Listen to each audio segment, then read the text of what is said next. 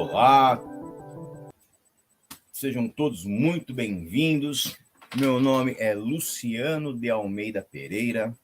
Eu sou professor de Direito Tributário da ESO, com muita satisfação, com muito orgulho. Esse curso tão importante de um grande amigo meu, Júlio César, que tem feito um trabalho primoroso em nome do direito, né? Eu sou pós-doutor em Direito Financeiro e Tributário pela Universidade do Estado do Rio de Janeiro, UERJ. Sou doutor em Direito Tributário pela PUC de São Paulo, mestre em Direito Tributário pela PUC de São Paulo, especialista em Direito Tributário pelo IBET e graduado pela São Francisco. Eu leciono Direito Tributário há 19 anos, agora em fevereiro completaram 20 anos de estrada na docência, e advogo há 21 anos, né? Então, logo eu tenha me formado, já comecei a advogar também, não é? Essa aula é uma aula gravada, para vocês terem aí um sabor sobre o direito tributário, de modo que não tem um dinamismo de perguntas e respostas.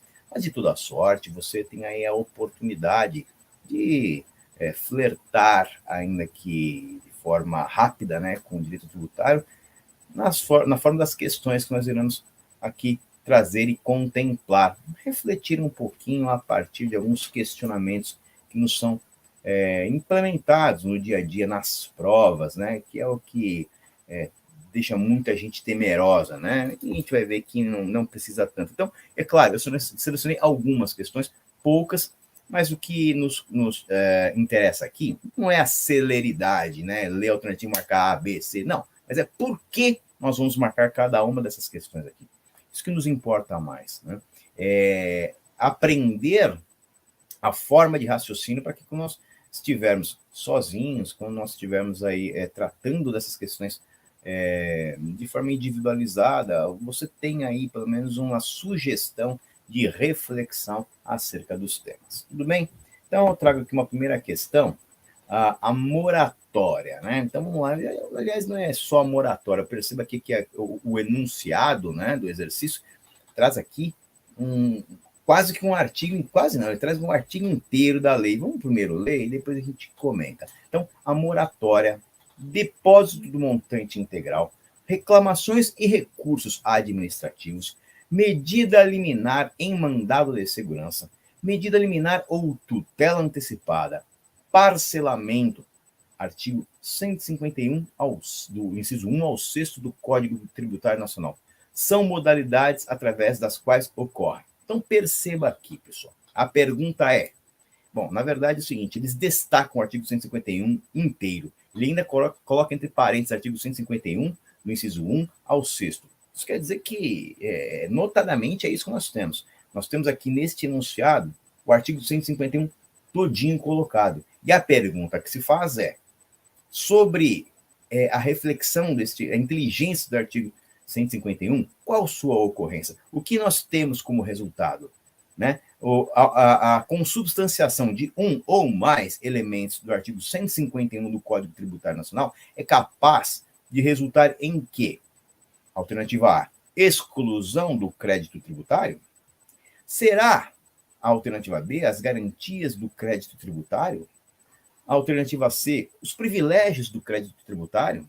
B, as garantias e os privilégios do crédito tributário? Ou será a alternativa E, a suspensão da exigibilidade do crédito tributário?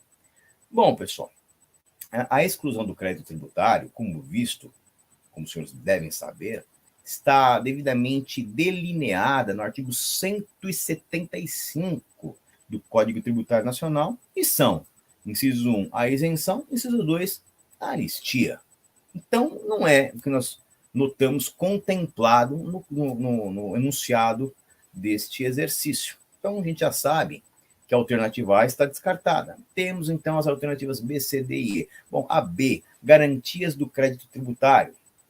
Bom, as garantias do crédito tributário, realmente o crédito tributário tem suas garantias, e digo mais, a linha C tem seus privilégios. Por quê? Porque se o crédito tributário ele é levado para o cofre público, né, com o intuito de financiar, né, aquelas promessas constitucionais trazidas nossa carta maior, que buscam salvaguardar e atender a dignidade da pessoa humana, então, ele passando pelo cofre público, pelo fisco é sinônimo de cofre público, não é, de erário, bom, então ele se torna um dinheiro público e como tal, como qualquer outro bem público, ele sofre as influências do direito público. Ele não tem o mesmo tratamento de um crédito havido na esfera particular. Então, ele tem, de fato, garantias e tem privilégios. Mas não é isso que a gente está tratando aqui. A garantia, o privilégio é de per si um capítulo apartado do direito tributário. E perceba que se coloca garantias do crédito tributário, bom, não é. São privilégios do crédito tributário? Também não. E aí a alternativa D mistura os dois. Bom, se não era nem B nem C, não há de ser a D também. Então, obviamente, por força do que está listado em lei, isto é, devidamente esculpido no artigo 151, incisos 1 ao 6º do Códex Tributário Pátrio, a moratória, o depósito do montante integral, reclamações e recursos administrativos, lembremos, todo e qualquer recurso, aliás, processo administrativo, tá? Todo e qualquer processo administrativo tenha sido iniciado pelo fisco, tenha sido iniciado pelo contribuinte, né? Concessão de medida liminar em mandado de segurança ou concessão de medida liminar ou tutela antecipada em outras modalidades e o parcelamento estão devidamente ali gravados no artigo 151 do Código Tributário Nacional e perfazem qualidade de suspensão da exigibilidade do crédito tributário, é o que nós marcamos aqui. Ok? Então, essa aqui é uma questão, tá? Que eu trago aos senhores. Vamos passar para uma outra questão aqui, que talvez seja importante. Vamos ver aqui, essa daqui é legal, vamos lá.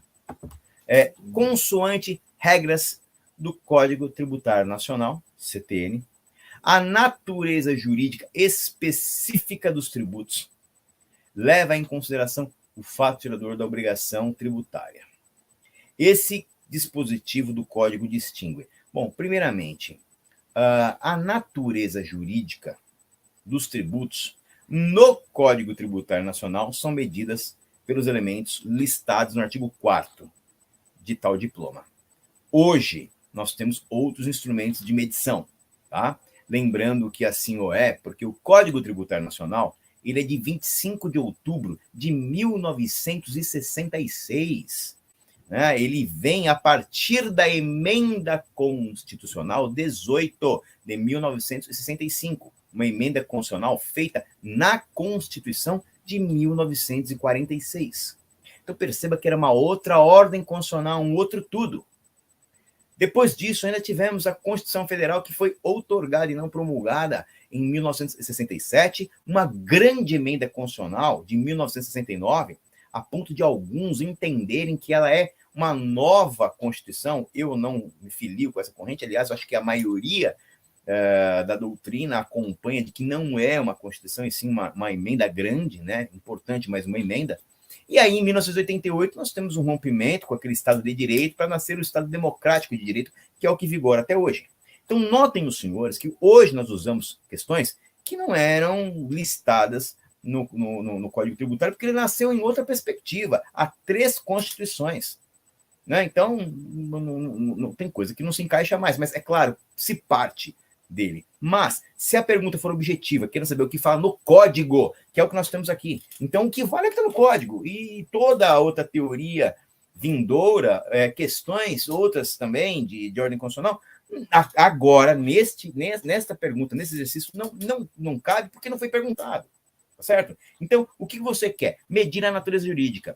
E medir a natureza jurídica significa medir a essência daquele instrumento. Porque medindo a essência desse instrumento, isto é, sua natureza jurídica, eu sei se eu estou diante de quê? De um imposto. Ou não é um imposto, é uma taxa.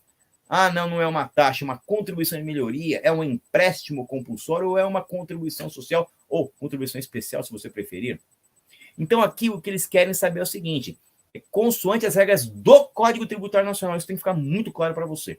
A natureza jurídica específica dos tributos leva em consideração o fato gerador da obrigação tributária. Isso é verdade, está no artigo 4º. Esse dispositivo do Código distingue impostos das taxas e das contribuições de melhoria. B, as taxas das contribuições de melhoria e das contribuições sociais. C, as contribuições de melhoria das contribuições sociais e dos empréstimos compulsórios. D, as contribuições sociais dos empréstimos compulsórios e dos impostos. E E, os empréstimos compulsórios dos impostos e das taxas. Ok?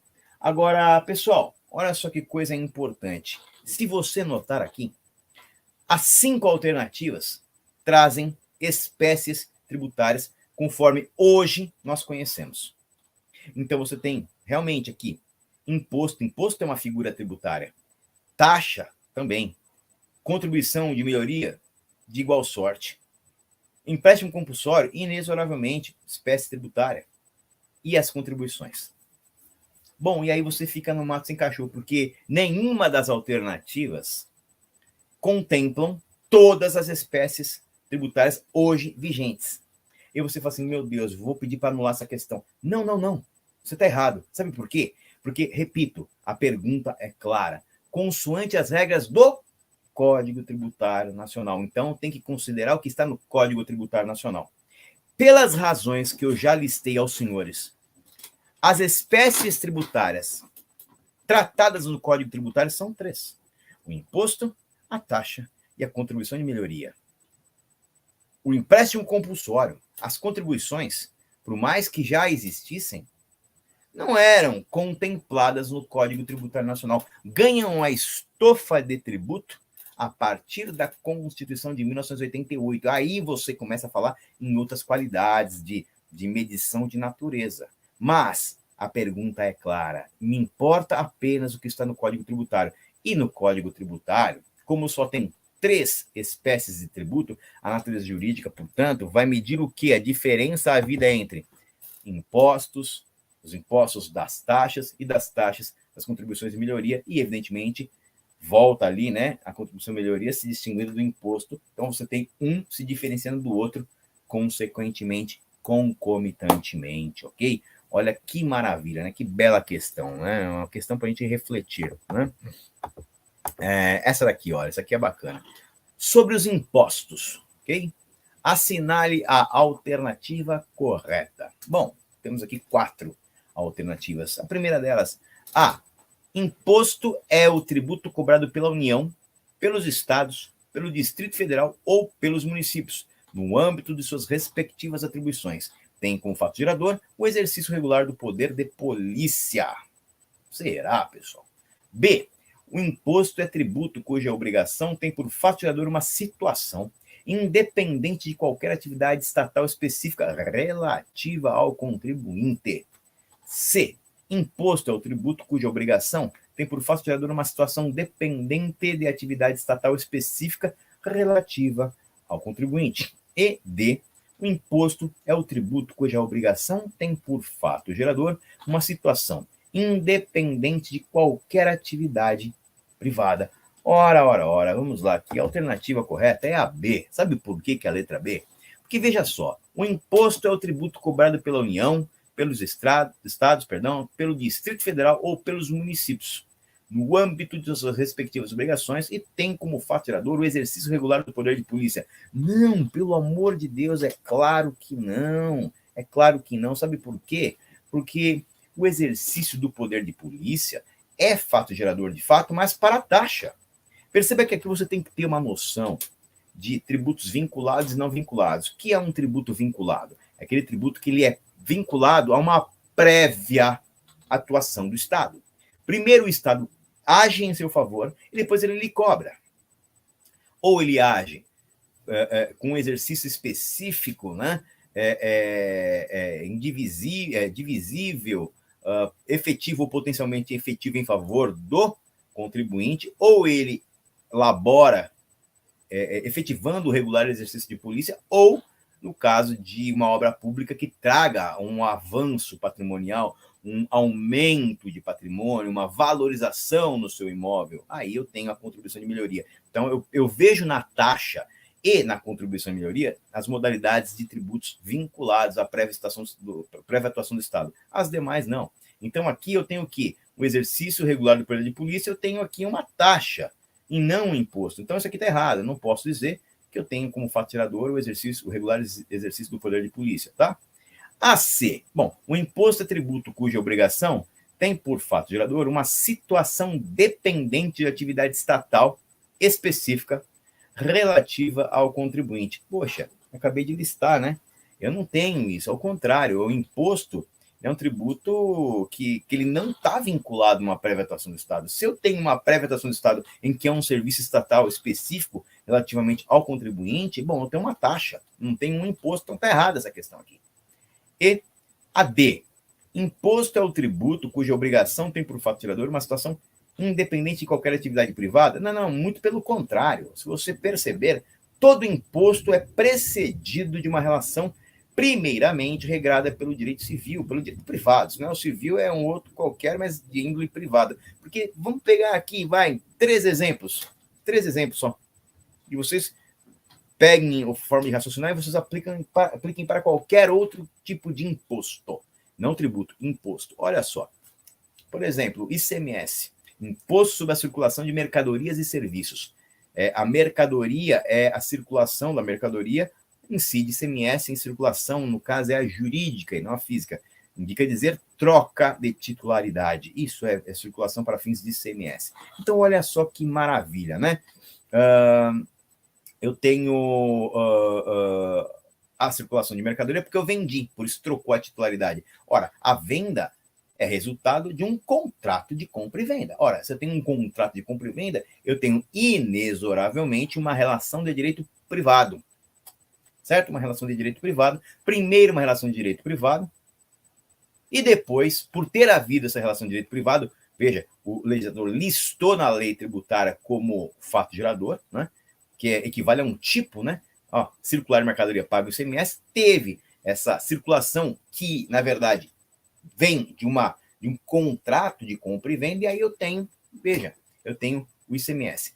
ISS é uma obrigação de fazer, né? Eu tenho uma obrigação, uma prestação de serviço. Então, o sujeito contrata um serviço qualquer, ele presta o serviço e ele, por prestar o serviço, né, o contratado, no caso, ele deve pagar o ISSQN, o Imposto sobre Serviços de Qualquer Natureza.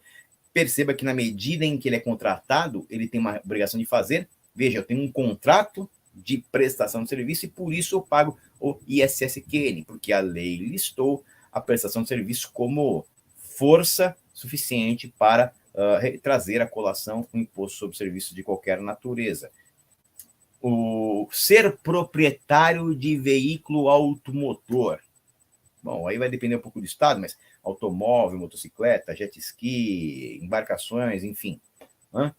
Se eu sou o proprietário, veja que a propriedade é um instituto de direito civil, mas sobre a propriedade vem o direito tributário e derrama seus efeitos, fazendo com que você se torne contribuinte, portanto, deva pagar o IPVA, Imposto sobre a Propriedade de Veículos Automotores. Ok, pessoal? Então veja que a coisa não é tão difícil assim, tá? Muito bem. E é por isso que a alternativa B está correta. Olha, o imposto é o tributo cuja obrigação tem por fato gerador a situação independente de qualquer atividade estatal específica relativa ao contribuinte, tá? Uma outra questão aqui para vocês. Essa aqui não acho tão interessante. Vamos ver essa daqui. Aqui, já é da magistratura, né? Peguei uma da magistratura e é interessante que nós tenhamos aqui uma análise sobre, né? Então, olha, é causa de extinção do crédito tributário. Lembrando que o crédito tributário, as hipóteses de extinção, as cláusulas de extinção do crédito tributário estão devidamente plasmadas no artigo 156 do Código Tributário Nacional, ok? Não confunda com 151. 151 é a suspensão da exigibilidade.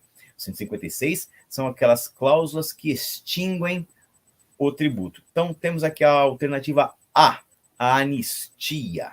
A alternativa B, a isenção. A alternativa C, a impetração de mandado de segurança. A alternativa D, a conversão do depósito em renda. E a alternativa E, a moratória. Então, vamos lá. Alternativa A. Bom, alternativa A, anistia. Anistia, que em bom português quer dizer perdão. Aí você falou, perdão deve ser do crédito tributário, né? Pois é, mas não é, tá? A anistia está listada no artigo 175, inciso 2 do Código Tributário Nacional, e se conforma na qualidade de exclusão do crédito tributário. O que é perdoado aqui são as punições, né, vindouras do não pagamento de tributo. Então, não, nós não temos na anistia a cláusula de extinção do crédito tributário. E a isenção, hein? Bom, a isenção também está devidamente delineada no artigo 175, só que inciso 1 do Código Tributário Nacional, e é classicamente exclusão do crédito tributário, portanto, também não perfaz a qualidade da resposta correta. Não é ela que deva ser aqui apontada como correta, porque não é. Ela não é extinção, ela, assim como a anistia, ambas são modalidades de exclusão do crédito tributário, pelo menos assim contemplado no Código Tributário Nacional. Nós temos a isenção no inciso 1º, né, do artigo 175 e a anistia, inciso 2º. Tá? Muito bem. A impetração de mandado de segurança. Bom, pessoal, a impetração do mandado de segurança, de per si, não é nada. É só o seu exercício de ação.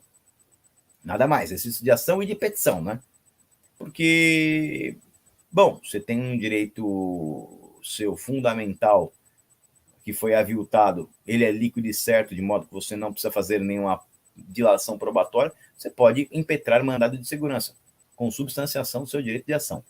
Mas a impetração de per si não traz nenhum evento, nenhum efeito no direito tributário, né? Agora, o que eu tenho, conforme o artigo 151, é a concessão de liminar em mandado de segurança. Ah, bom, aí sim. Se eu impetro o mandado de segurança e peço liminar, até nem tem sentido algum você impetrar mandado de segurança se não pedir liminar, né?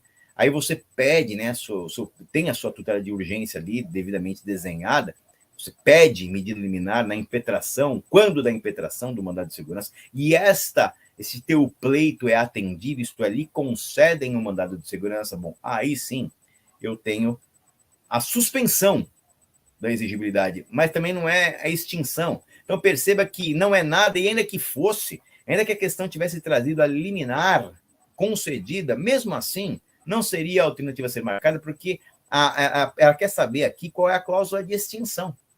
E ainda que eu tivesse esse atendimento dessa medida liminar, eu não teria uma extinção, eu teria uma suspensão, mas não é um caso nem outro. Então, a C, completamente fora de cogitação. A D, a conversão do depósito em renda. Bom, lá atrás, no seu processo, você fez do depósito do montante integral, para você evitar, inclusive, correção. Bom, como você depositou em favor do fisco, o fisco não pode lhe cobrar aquilo que já está depositado em seu favor. Ele só não pode pegar e transferir, não pode converter em renda em seu favor, porque está sob júdice. Mas se você, contribuinte, perdeu nas esferas administrativas, perdeu nas esferas judiciais, mas lá atrás você depositou, agora ele pode pegar aquele depósito e converter em renda. Bom, se ele converte em renda em seu favor. E, como tal, extingue o crédito tributário, de modo que a resposta correta aqui é a D de dado. E a E está no artigo 151, inciso 1 do Código Tributário Nacional, que é a suspensão da exigibilidade do crédito tributário moratória, seja ela no caráter geral, seja ela no caráter individual, são modalidades de suspensão da exigibilidade do crédito tributário, de modo que, por assim, os senhores podem notar que a alternativa a ser marcada aqui é a D, conversão do depósito em renda. Isso aí você encontra devidamente previsto no artigo 156 do Código Tributário Nacional, letra fria da lei. Ok? Tudo bem. Outra da magistratura aqui, deveras interessante. Com relação ao crédito tributário, de acordo com o Código Tributário Nacional, traz somente é garrafal aqui, uma modalidade de suspensão, uma de extinção e uma de exclusão. O que eles querem saber aqui? A alternativa que contemple as três modalidades, uma só de extinção, uma só de suspensão e uma só de exclusão. Então vamos lá. Bom, a consignação em pagamento, nos termos do disposto do artigo, do parágrafo 2º, perdão, do artigo 164 do Código Tributário Nacional, que, aliás, é o artigo que diz o que eu preciso para entrar uma consignação em pagamento na esfera tributária. Bom, isso, se julgado procedente em seu favor, claro, eu tenho a extinção, porque se jogarem improcedente, você não tem a extinção. Então, Se julgado procedente, eu tenho cláusula de extinção. Conversão do depósito em renda, a gente já viu que é também extinção, e a anistia é suspensão da exigibilidade. Então, aqui eu tenho 2 extinções e tenho uma exclusão. Então, não é a que eu devo marcar, porque tem que ter uma suspensão, uma extinção, uma exclusão. Passemos para a próxima. Isenção. Isenção, bom, artigo 175, exclusão do crédito. Remissão, extinção. Opa, tem uma de cada. A decadência, puxa, decadência. Decadência, conforme artigo 156, também é cláusula de extinção. Então, eu tenho aqui exclusão, extinção, extinção, não devo marcá-la. C, anistia. Anistia é exclusão. Artigo 175, inciso 2. Pagamento. Bom, pagamento ele é de per si, classicamente, uma forma de extinção do crédito. Está no artigo 156, inciso 1. E a compensação, também extinção. Então, eu tenho aqui exclusão, extinção, extinção, também não devo marcar. A D de dado, eu tenho a transação. Pois bem, a transação é modalidade de extinção do crédito tributário, conforme o artigo 156. Moratória. Moratória é modalidade de suspensão da exigibilidade. Tá? Então, artigo 151, inciso 1. E a anistia. Bom, a anistia é modalidade de exclusão. Artigo 175, inciso 2. Olha aqui, eu tenho uma de cada. Eu tenho aqui, na primeira hipótese, suspensão. Na segunda, na primeira hipótese eu tenho a extinção. Na segunda eu tenho a suspensão. Extinção, suspensão e exclusão. Pronto, achei minha questão. É a D de dado, porque a E, depósito montante integral, suspende a exigibilidade, concessão de tutela antecipada também suspende e a isenção exclui. Portanto, pessoal, a resposta a ser marcada aqui é a D. Transação, moratória e anistia. E, para fechar aqui nosso bloco, vamos lá. Essa aqui não acho interessante, deixa eu ver aqui para você. Não, essa aqui é bem bacana, vamos lá. Considere as seguintes situações em que não há imposto devido. Sobre o patrimônio de partidos políticos relacionando suas finalidades essenciais, sobre a propriedade de pequenas glebas rurais, quando explora o proprietário que não possui outro imóvel, sobre a saída de produtos industrializados do estabelecimento para distribuição gratuita de diminuto ou nenhum valor comercial. Então, ele quer saber quais são as modalidades aqui. E para eu responder isso aqui, eu preciso entender uma coisa. O que te liberar de tributo no texto constitucional será sempre uma imunidade. Não importa o nome que ostente. Pode ser imunidade, pode ser que esteja escrito isenção, mas se está escrito isenção no texto constitucional, é imunidade. Se houver uma emenda e colocar um nome assim, não incidência, se for no texto constitucional, não incidência, é imunidade. Por quê? Porque se estiver no texto constitucional, não importa o nome em iuris. Nome em iuris não define natureza. É imunidade. E se estiver fora, eu tenho uma isenção. Então, aqui, veja, você percebe que o patrimônio dos partidos políticos relacionado às suas finalidades essenciais, bom, isso é imunidade, está no artigo 150. Inciso 6, se eu não me engano, é a linha C.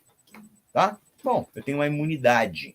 Quem é que disse, onde eu encontro, que sobre a propriedade de pequenas glebas rurais, quando as explore o proprietário que não possui outro imóvel, está liberado de tributo? A Constituição. A Constituição diz que está isento. Só que tem uma coisa, meus amigos. A isenção, se está no texto constitucional, é imunidade, independentemente do nome. Então, eu tenho uma imunidade aqui também. E, na última hipótese, o que é que eu tenho aqui? Ó, sobre a saída de produtos industrializados do estabelecimento para distribuição gratuita de diminuto ou nenhum valor comercial, eu tenho aqui um elemento trazido por lei, não pela Constituição. Oportunidade, onde eu tenho o quê, então? Eu tenho uma, isenção. Logo, qual é a alternativa que eu devo marcar, pessoal?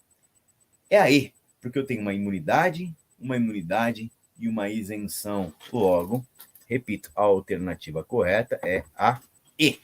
Ok? Bom, então essa aqui foi uma apresentação breve para os senhores. Eu aqui encerro este bloco de perguntas.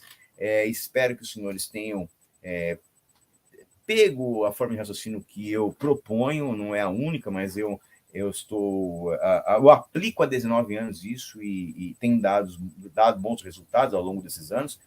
Eu agradeço sobremaneira a atenção de vocês e que vocês tenham muita sorte nas suas vidas profissional e pessoal, sobretudo. Um grande abraço a todos, até uma próxima oportunidade, pessoal. Tchau, tchau.